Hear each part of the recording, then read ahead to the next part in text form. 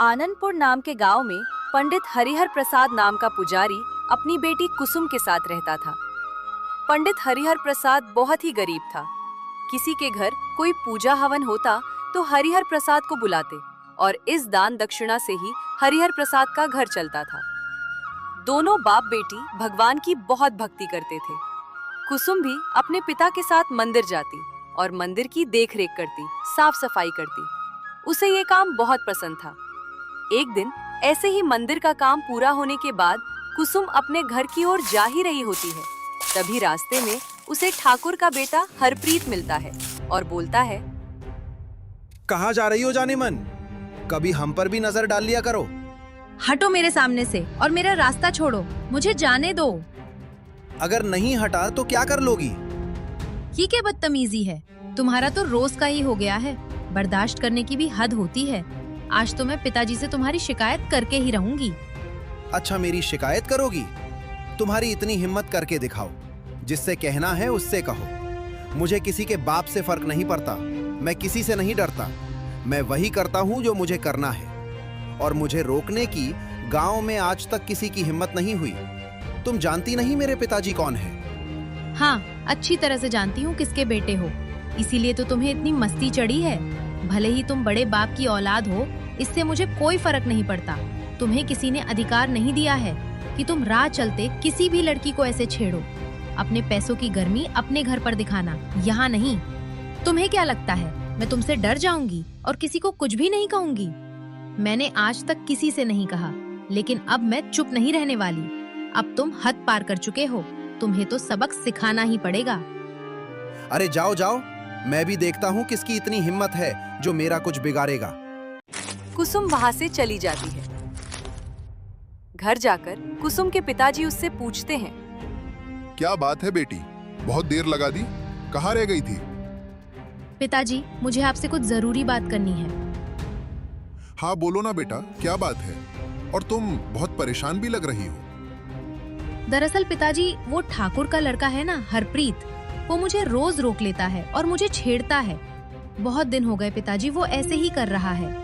मैंने सोचा शायद सुधर जाएगा, लेकिन उसने तो हद पार कर दी। उसने मेरे हाथ पकड़ने की कोशिश की। पिताजी, अब मुझसे सहार नहीं जाता। क्या बात कर रही हो बेटी? अगर ऐसी बात थी तो तुमने मुझे पहले क्यों नहीं बताई? उसकी इतनी हिम्मत। मैं अभी जाकर उसके पिताजी से बात करता हूँ।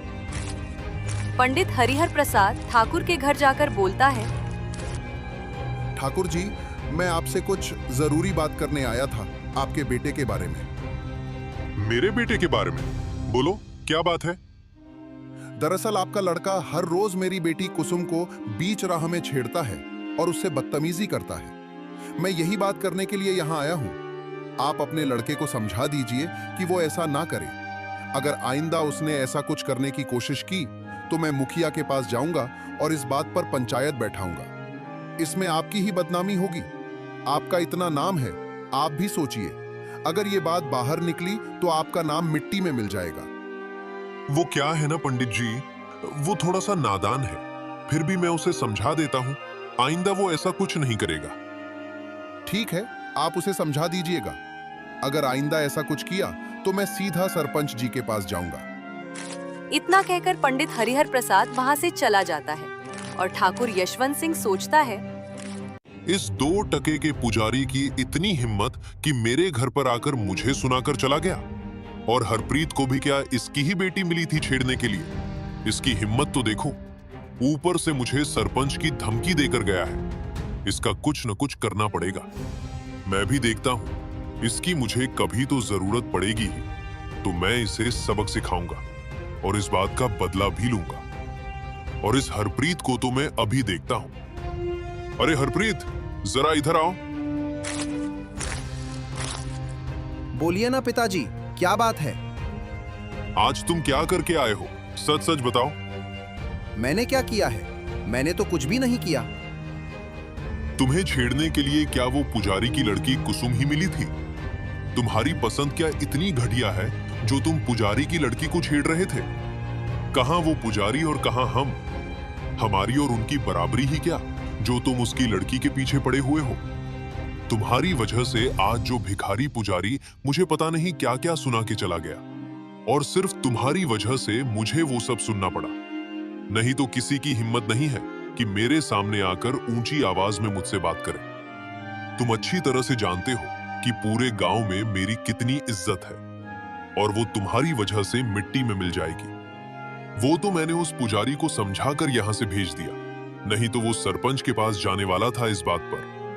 अगर पंचायत बैठती तो मेरा नाम खराब हो जाता कि ठाकुर का बेटा पुजारी की लड़की को छेड़ता है। मुझे माफ कर दीजिए पिताजी, मैं आइंदा ऐसा कुछ नहीं करूंगा। हरप्रीत ऐसा कहकर बाहर चला जाता है और सोचता है, एक पुजारी की लड़की की इतनी हिम्मत कि मेरी शिकायत करती है, और उसके बाप की भी हिम्मत कैसे हुई मेरे पिताजी के पास आकर मेरा नाम लेने की। इस बात का बदला मैं लेकर रहूंगा। इस बाप बेटी का जीना हराम नहीं किया तो मेरा भी नाम हरप्रीत नहीं। ऐसे ही कुछ दिन बीत जाते हैं। फिर एक दिन, अरे पंडित जी, आपसे कुछ जरूरी बात करनी थी।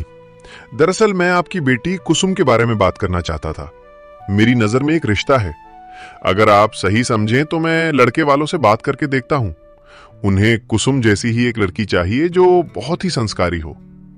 अरे श्रीकांत जी, आप तो जानते हैं आजकल के रिश्ते तो बिना लेन देन के होते ही नहीं हैं, और मेरे पास लेन देन के लिए कुछ भी नहीं है। नहीं नहीं पंडित जी, आप गलत समझ रहे हैं। वो बहुत भले लोग हैं। उन्हें तो बस एक संस्कारी बहू की जरूरत है। कुसुम को देखते ही वो उसे पसंद कर लेंगे। मुझे नहीं लगता कि वो कुछ भी मांग करेंगे। अगर आप हाँ करें तो मैं उन्हें कल ही देखने के लिए बुला लेता हूँ।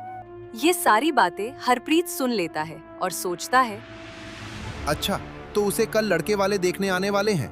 मैं भी देखता हूँ ये शादी कैसे होती है। दूसरे दिन लड़के वाले पंडित जी के घर कुसुम को देखने के लिए आते हैं। पंडित जी, हमें आपकी लड़की बहुत पसंद आई और हम जल्द से जल्द ये शादी करना चाहते हैं। हम कुसुम को अपने घर की बहू बनाना चाहते हैं। आप जल्द से जल्द सारी तैयारी कर लीजिए। ये तो बहुत अच्छी बात है कि आपको हमारी लड़की पसंद आ गई, लेकिन मैं बहुत गरीब आदमी हूँ। मेरे पास मेरी लड़की के अलावा और कुछ भी नहीं है। मैं आपको मेरी लड़की के अलावा शायद कुछ ना दे पाऊं। अगर आपकी ऐसी कोई मांग होगी तो अभी बता दीजिए। आप उसकी बिल्कुल चिंता मत कीजिए। हमें लेन देन से सख्त नफरत है। हम उन लोगों में से नहीं हैं। हमें तो सिर्फ एक संस्कारी बहू चाहिए जो हमारे घर को और हमें संभाल सके। हमें कुछ नहीं चाहिए। आप निश्चिंत रहिए और शादी की तैयारी कीजिए।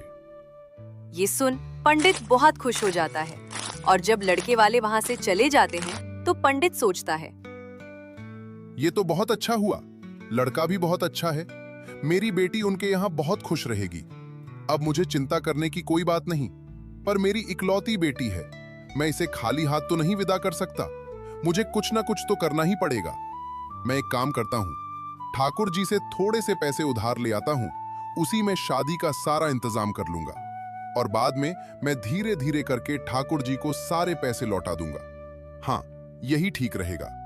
मैं अभी ठाकुर जी के पास जाकर आता हूँ। अरे पंडित जी, तुम यहाँ? बोलो, किस काम से आना हुआ? अब फिर क्या कर दिया मेरे लड़के हरप्रीत ने? फिर से मेरे लड़के ने तुम्हारी लड़की को तंग किया क्या?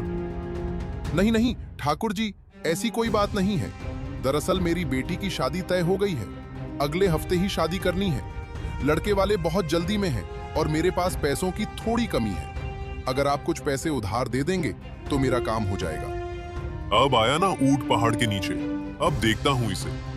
दिन तो बहुत जवान चल रही थी इसकी। आज देखो कैसे भीगी बिल्ली बनकर मेरे सामने खड़ा है। अब इसे सबक सिखाता हूं। अरे पंडित जी, ये तो बहुत अच्छी बात है।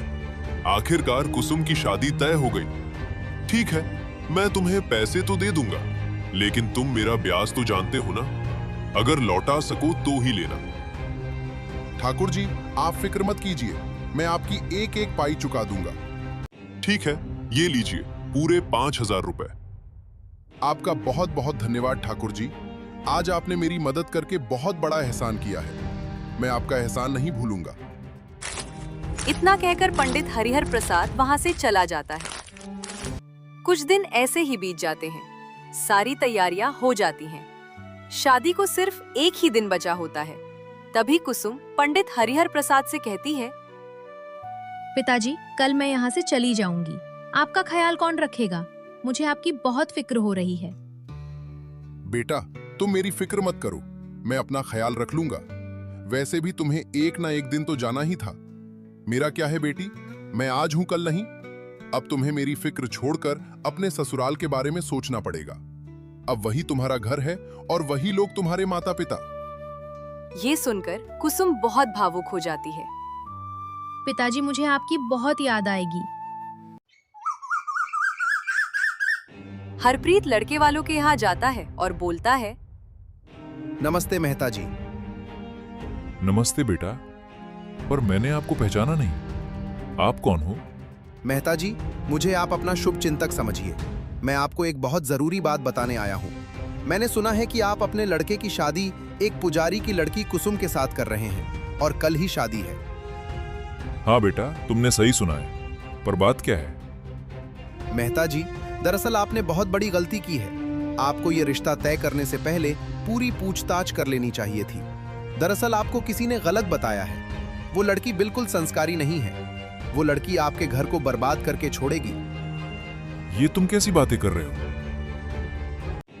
हाँ मेहता जी, मैं बिल्कुल सच कह रहा हूँ। मैं उसी गांव में रहता हूँ। दरअसल पंडित ने आपसे ये बात छुपाई है।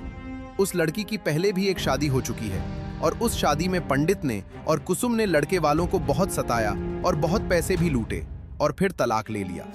और मैं नहीं चाहता कि आपके साथ भी ये हो, इसीलिए मैं आपको सतर्क करने के लिए यहाँ आया हूँ। बाकी सब आपकी मर्जी है। हमें तो बताया गया था कि वो लड़की बहुत संस्कारी है, बहुत गुणी है। लोग रिश्ता तय करने के लिए ऐसे ही बहुत सारे झूठ बोल देते हैं। सच्चाई तो बाद में पता चलती है। इतना कहकर हरप्रीत वहाँ से चला जाता है और लड़के के पिता मेहता जी सोचते हैं, हे भगवान, ये मैं क्या करने जा रहा था? इतना बड़ा धोखा। वो तो अच्छा हुआ कि आखिरी मौके पर ये लड़का आ गया और हमें सच्चाई पता चल गई, वरना आज बहुत बड़ा अनर्थ हो जाता। पिताजी, ये जो आदमी आया था, इस पर हम भरोसा कैसे कर ले? हम तो इसे जानते भी नहीं। पता नहीं कौन था, कहां से आया था। और मुझे नहीं लगता कुसुम और उसके पिताजी ऐसा कुछ करेंगे। नवीन, तुम अभी छोटे हो, तुम्हें ये सब बातें नहीं समझ में आएंगी। आजकल लोग पैसों के लिए कुछ भी कर लेते हैं। क्या तुम नहीं जानते? पैसे के लिए लोग किसी का खून करने से भी पीछे नहीं हटते। पैसों के लालच में इतने अंधे हो जाते हैं कि शादी के बाद भी अपने पति को मारने से नहीं हिचकिचाते। बेटा, आजकल का जमाना बहुत बुरा है। किसी पर भी इस तरह भरोसा नहीं किया जा सकता और मैं ये जोखिम नहीं उठा सकता। तुम फिक्र मत करो। इस दुनिया में लड़कियों की कमी नहीं है, लेकिन ये रिश्ता तो हम बिल्कुल नहीं करेंगे। मैं आज ही पंडित के यहां संदेश भिजवा देता हूं कि हमारी राह देखने की जरूरत नहीं है, हम ये शादी तोड़ रहे हैं। दूसरे दिन सारी तैयारियां हो जाती हैं। तभी एक आदमी पंडित हरिहर प्रसाद के पास आता है और बोलता है, पंडित जी, बहुत दुख की बात है। अब हमारी कुसुम की शादी नहीं हो पाएगी। ये तुम कैसी बातें कर रहे हो? तुम होश में तो हो? हाँ पंडित जी, मैं बिल्कुल सच कह रहा हूँ। लड़के वालों ने ये रिश्ता तोड़ दिया है। अब वो ये शादी नहीं करना चाहते। ये सुनकर पंडित हरिहर प्रसाद को बहुत बड़ा धक्का लगता है। ये कैसे हो सकता है? कल शादी है, वो लोग ऐसा कैसे कर सकते हैं? रिश्ता कैसे तोड़ सकते हैं? शादी की सारी तैयारी हो चुकी है। अगर ऐसा हो गया तो मैं गांव में मुंह दिखाने लायक नहीं रहूंगा। मेरी बेटी से कोई शादी नहीं करेगा, उसकी बहुत बदनामी हो जाएगी। वो सब मैं नहीं जानता पंडित जी, बस मुझे इतना कहने के लिए भेजा गया था। वो ऐसा कैसे कर सकते हैं? मैं आज ही उनके यहाँ जाकर बात करता हूँ। ये कोई बच्चों का खेल नहीं है। मैं अब भी जाकर आता हूँ। पंडित लड़के वालों के यहाँ जाकर बोलता है, मेहता जी, ये मैं क्या सुन रहा हूँ? आपने रिश्ता तोड़ दिया है, लेकिन क्यों? मुझसे कोई गलती हो गई हो तो बताइए। आखिर आप ऐसा कैसे कर सकते हैं? और ऐसे मौके पर आप रिश्ता कैसे तोड़ सकते हैं? शादी की सारी तैयारियां हो चुकी हैं। ये तुम मुझसे पूछ रहे हो? इतना भोला बनने की कोई जरूरत नहीं। मैं तुम्हारी और तुम्हारी बेटी की असलियत जान चुका हूं। तुम कितने बड़े धोखेबाज हो, झूठे हो। तुमने मुझसे बात छुपाई और झूठ बोला। तुम्हारी बेटी की शादी पहले भी हो चुकी है और अपने फायदे के लिए मेरे कुंवारे बेटे को फंसाना चाहा। मैं तुमसे कोई बात नहीं करना चाहता। निकल जाओ यहां से। और ये शादी तो तुम भूल ही जाओ, ये शादी नहीं हो सकती। आप ये क्या बोलते जा रहे हो? मेरी बेटी की शादी कब हुई थी? आपको जरूर कोई गलतफहमी हुई है। आपको ये सब बातें किसने बताई? ये सब झूठ है। जिसने भी बताई, अच्छा हुआ कि उसने हमें ये बात बताई, नहीं तो हमें तो पता ही नहीं चलता कि तुम दोनों कितने बड़े पाखंडी हो, धोखेबाज हो। ज्यादा बनने की कोशिश मत करो। मैंने कह दिया ना, ये शादी नहीं होगी, मतलब नहीं होगी। निकलो यहां से। पंडित हरिहर प्रसाद उन्हें बहुत समझाने की कोशिश करता है, लेकिन मेहता जी एक बात भी नहीं मानता और उसे वहां से जाने के लिए कहता है। पंडित बहुत उदास होकर अपने घर वापस आ जाता है। पिताजी, मुझे तो लगता है जरूर ठाकुर के बेटे हरप्रीत ने ही कुछ किया होगा। उसके अलावा ये काम और कोई नहीं कर सकता। उसने ये सब जानबूझकर किया है। उसने उन लोगों को भड़काया होगा और झूठ कहा होगा। बेटा, अब इससे क्या फायदा? किसने किया, क्यों किया? पर शादी तो टूट गई ना। तुम्हारी शादी के लिए मैंने ठाकुर से कर्ज लिया था, वो भी सारे पैसे खर्च हो गए। ऊपर से गांव में हमारी बदनामी हो गई। हे भगवान, तुमने मेरे साथ क्या किया? मैंने आज तक कभी किसी का बुरा नहीं किया, दिन रात तुम्हारी सेवा की, फिर भी मेरे साथ ऐसा क्यों? हे भगवान, अब तू ही मेरी रक्षा कर, तेरे अलावा मेरा कोई नहीं। कुछ दिन बीत जाते हैं और ठाकुर यशवंत सिंह पंडित हरिहर प्रसाद के यहाँ आता है और बोलता है, अरे ओ पंडित, बाहर आओ। जी ठाकुर जी, बोलिए। बहुत दिन हो गए, कर्ज की एक किस्त भी तुमने अभी तक नहीं लौटाई। मैं तुम्हारा बहुत इंतजार कर चुका हूँ। अब मुझे मेरे कर्ज के सारे पैसे चाहिए। ठाकुर जी, मुझे थोड़ा वक्त दे दीजिए, मैं कुछ न कुछ करके आपके पैसे जरूर लौटा दूंगा। ठीक है, मैं तुम्हें 1 सप्ताह का वक्त देता हूँ। अगर 1 सप्ताह के भीतर तुमने मेरा कर्ज नहीं लौटाया तो मैं तुमसे तुम्हारा घर छीन लूंगा। इतना कहकर ठाकुर वहाँ से चला जाता है। पंडित हरिहर प्रसाद मंदिर चला जाता है और भगवान के सामने बोलता है, हे भगवान, ये क्या हो रहा है मेरे साथ? मैंने तुम्हारी कितनी भक्ति की, इतने साल तुम्हारी सेवा की और मुझे उसका ये सिला मिल रहा है। मेरी बेटी ने भी तुम्हारा क्या बिगाड़ा था? तुमने मेरी बेटी का रिश्ता तोड़वा दिया, जबकि उसकी क्या गलती थी? उसने भी तो दिन रात तेरी सेवा ही की थी। तूने उसके बारे में भी एक बार नहीं सोचा। आज मेरे बेघर होने की नौबत आ गई है। मैं अपनी बेटी को लेकर कहां भटकूंगा? तूने एक बार भी नहीं सोचा। हे भगवान, कुछ चमत्कार दिखाओ, मुझे इस मुश्किल से बाहर निकालो। अगर तुमने कुछ नहीं किया तो तुम्हारी कसम खाकर कहता हूं, मैं इसी मंदिर में सिर फोड़ फोड़ कर आत्महत्या कर लूंगा। अगर तुम यही चाहते हो तो यही सही। अब मुझे ये बर्दाश्त नहीं होता। इतना कहकर पंडित हरिहर प्रसाद मंदिर से अपने घर चला जाता है। पिताजी, आपने कल से कुछ नहीं खाया है। खाना खा लीजिए पिताजी, नहीं तो आपकी तबीयत खराब हो जाएगी। नहीं बेटी, मुझे जरा भी भूख नहीं है। मेरा मन नहीं कर रहा खाना खाने का। तभी पंडित हरिहर प्रसाद के दरवाजे पर एक बाबा आता है और बोलता है, पंडित जी, बहुत भूख लगी है, मुझे खाने को कुछ दे दो। पंडित जी, मैं बहुत दिन से कुछ नहीं खाया हूँ, कृपा करके कुछ खाने को दे दीजिए, नहीं तो मैं मर जाऊंगा। पंडित हरिहर प्रसाद ने भिखारी को खाना दे दिया। वो खाना ले लेता है और वहीं बैठकर खा लेता है। खाना खा लेने के बाद वो पंडित हरिहर प्रसाद से कहता है, पंडित जी, आपका बहुत बहुत धन्यवाद। आज अगर आपने मुझे खाना नहीं दिया होता तो मैं भूख से मर जाता, मेरी जान चली जाती। आपने मुझ पर बहुत बड़ा एहसान किया है। बदले में मैं आपको कुछ देना चाहता हूँ, कृपा करके मना मत कीजिएगा। ये लीजिए पंडित जी, मेरे पास इस खाली कटोरे के अलावा कुछ नहीं है। अरे नहीं नहीं बाबा, ये कटोरा आपके पास ही रखिए। इस कटोरे का मैं क्या करूंगा? नहीं नहीं पंडित जी, कृपा करके मेरी बात मान रख लीजिए और ये कटोरा आप रख लीजिए। रख लीजिए, मैं पूरे दिल से आपको देना चाहता हूँ और मुझे माफ कीजिएगा। इसके अलावा मेरे पास और कुछ नहीं है। मना मत कीजिए, इसे रख लीजिए।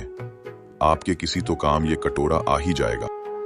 ठीक है बाबा, अगर आप इतना कह रहे हैं तो मैं ये रख लेता हूँ। इतना कहकर वो बाबा वहां से चला जाता है। पंडित हरिहर प्रसाद वो कटोरा लेकर अंदर चला जाता है और उसे अपने घर में रख देता है। ऐसे ही 2 दिन बीत जाते हैं। पंडित हरिहर प्रसाद अपने पास बचे कुचे पैसे गिन रहा होता है ताकि ठाकुर का कर्ज लौट सके। बेटी, ये पैसे तो बहुत कम हैं। इन पैसों में एक किस्त भी नहीं दे पाऊंगा और ठाकुर कल आएगा, मैं उसे कहां से पैसे दूंगा? तभी अचानक बाहर से आवाज आती है, पंडित के बच्चे बाहर निकाल। इतना सुनकर पंडित हरिहर प्रसाद हड़बड़ी में पैसे कटोरे में रखकर बाहर चला जाता है। सुन पंडित, कल तुम्हारा आखिरी दिन है। अगर कल तुम मेरे पास पैसे लेकर नहीं आए तो अपना सारा बोरिया बिस्तर बांधकर यहाँ से चले जाना। मैं तुम्हें बस आगाह करने आया हूँ। कल मुझे कोई नौटंकी नहीं चाहिए। चुपचाप ये घर खाली कर देना, नहीं तो मेरे पास और भी रास्ते हैं घर खाली करवाने के। अभी मैं चलता हूँ। ये सब सुनकर पंडित हरिहर प्रसाद बहुत परेशान हो जाता है और अपने घर के अंदर चला जाता है। वो जैसे ही घर के अंदर आता है, वो देखता है कि जिस कटोरे में उसने थोड़े से पैसे रखे थे, वो अब बहुत सारे पैसे में बदल चुके हैं। पंडित को कुछ समझ नहीं आता और कुसुम बोलती है, इतने सारे पैसे? अभी हम लोग बाहर गए तब तो यहाँ थोड़े से ही पैसे थे, अब अचानक इतने सारे पैसे कहाँ से आ गए? बेटी, मैं भी वही सोच रहा हूँ। आखिर ये हुआ कैसे? ये कटोरा तो हमें बाबा ने दिया था ना? मुझे लगता है ये कोई जादुई कटोरा है। इसका मतलब उस दिन जो हमारे घर आए थे वो कोई साधारण इंसान न होकर साक्षात ईश्वर थे और उन्होंने हमारी ऐसी मदद की है। हे भगवान, सच में तेरी लीला अपरंपार है। तूने आज मुझे इस मुसीबत से बचा लिया। तेरा बहुत बहुत शुक्रिया। पिताजी, ये तो बहुत अच्छा हुआ। इसका मतलब हम इस कटोरे में जो कुछ डालेंगे वो कई गुना हो जाएगा। पिताजी, आप एक काम कीजिए, अभी जाकर ठाकुर का सारा पैसा लौटा दीजिए। पंडित हरिहर प्रसाद ठाकुर के सारे पैसे लौटा कर आ जाता है। ठाकुर यशवंत सिंह ये देखकर हैरान हो जाता है और सोचता है, अरे ये पंडित हरिहर प्रसाद के पास इतने पैसे कैसे आ गए? कल तक तो इसके पास कुछ नहीं था और आज अचानक इसने मेरा कर्ज भी लौटा दिया, वो भी सूद समेत। ऐसा कैसे हो सकता है? ये बात कुछ हजम नहीं हो रही। पंडित हरिहर प्रसाद उस कटोरे की मदद से अपना एक बड़ा सा घर बनवा लेता है और अब पंडित हरिहर प्रसाद के पास किसी बात की कोई कमी नहीं होती। वो गांव का एक अमीर आदमी बन जाता है। अरे मेहता, कैसे हो? बहुत दिनों बाद मिल रहे हो। और तुम्हारा बेटा कैसा है? शादी तो अच्छे से हो गई ना? माफ करना यार, शादी में नहीं आ पाया, बहुत काम था शहर में। कैसी है बहू? सब अच्छा तो चल रहा है ना? अरे काहे की शादी? तभी हरप्रीत वहां जाता है। हरप्रीत को देख प्रकाश चंद्र बोलता है, अरे बेटे, पहचाना? तुम उस दिन हमारे घर आए थे। कैसे हो? आज कैसे आना हुआ? थोड़े काम से आया हूँ, जरा आपसे बाद में मिलता हूँ, अभी जरा जल्दी में हूँ। अरे मेहता, तुम इस लड़के को कैसे जानते हो? ये तो मेरे गांव का लड़का है। तुम्हारी इससे कैसे पहचान हुई? अरे इसी लड़के की वजह से तो मुझे सच्चाई का पता चला और शादी रुक पाई, वरना मैं तो बर्बाद हो गया होता। अरे मेहता, तू ये क्या कह रहा है भाई? प्रकाश चंद उस आदमी को सारी बातें बताता है। तभी वो आदमी बोलता है, अरे तुम ये क्या बात करते जा रहे हो? और तुम भी किसकी बातों में आकर अपने बेटे की शादी तुड़वाए?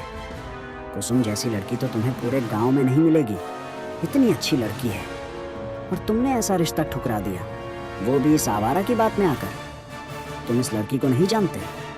ये ठाकुर का लड़का है। ये आए दिन कुसुम को छेड़ता रहता था। जरूर इसने ही इस बात का बदला लिया और ये शादी तुड़वाने के लिए तुमसे झूठ बोला होगा और तुम भी इसकी बातों में आ गए। और ये सरासर झूठ है कि उसकी कोई शादी हुई थी। मैं उसे अच्छी तरह से जानता हूँ, उसकी कोई शादी नहीं हुई। अरे भाई, तुम ये क्या कह रहे हो? मुझे तो सच में इस बारे में कुछ पता ही नहीं था। ये मैंने क्या कर दिया? मुझे तो बहुत बड़ी गलती हो गई। मैं अनजाने में न जाने क्या क्या बोल गया पंडित जी को। मुझे जल्द से जल्द पंडित जी के पास जाना होगा और अपनी गलती की माफी मांगनी होगी। पंडित जी, मुझसे बहुत बड़ी गलती हो गई। मैं जानता हूं मेरी गलती माफी लायक नहीं है, फिर भी मुझे माफ कर दीजिएगा। मैंने जाने अनजाने में आपको बहुत बुरा भला कहा। मैं भी क्या करता, मुझे आपके ही गांव के लड़के ने बताया था, इसलिए मैं उसकी बातों में आ गया। मुझे तो आज मेरे दोस्त से सच्चाई का पता चला। मुझे माफ कर दीजिए। अगर आप मेरी जगह होते तो शायद आप भी यही करते। पंडित जी, मैं अपनी गलती की माफी मांगते हुए फिर से अपने लड़के के लिए आपकी लड़की का हाथ मांगने आया हूं। कृपा करके मना मत कीजिए। आपकी लड़की जैसी बहू मुझे 10 गांव में नहीं मिलेगी। मना मत कीजिएगा।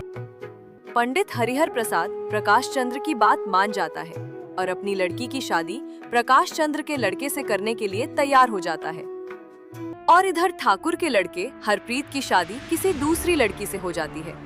ठाकुर के घर भी बहू आ जाती है और कुछ ही दिनों बाद पता चलता है कि वो लड़की और उसका परिवार बहुत बड़े ठग थे, क्योंकि ठाकुर को चूना लगाकर वहां से भाग जाते हैं। ठाकुर के सारे जेवर, सारे पैसे सब चुराकर वो लड़की भाग जाती है।